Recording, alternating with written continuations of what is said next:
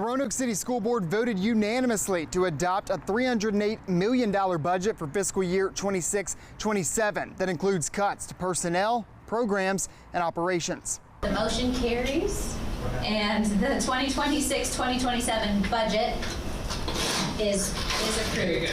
If there's anything that we have learned through this season, it is that difficulty has a way of clarifying what matters. We do the work for the budget so that we can do the work of educating our students.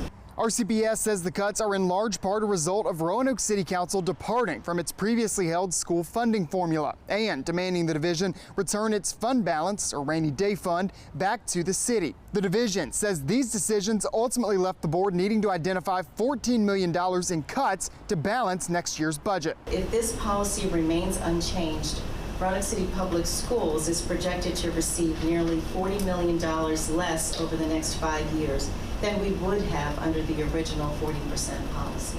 Among those cuts were the elimination of 160 positions, 1-week furloughs for administrative employees, a reduction in the Plato Elementary Gifted program, and a reduction in activity bus service. Although we are eliminating positions, we are not eliminating the work.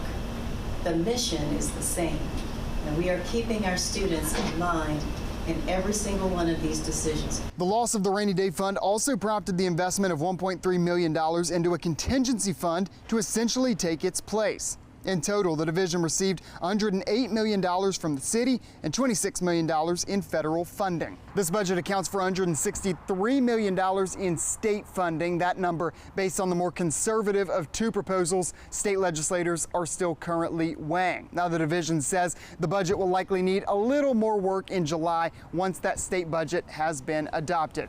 In Roanoke, Sam Graham, WFXR News.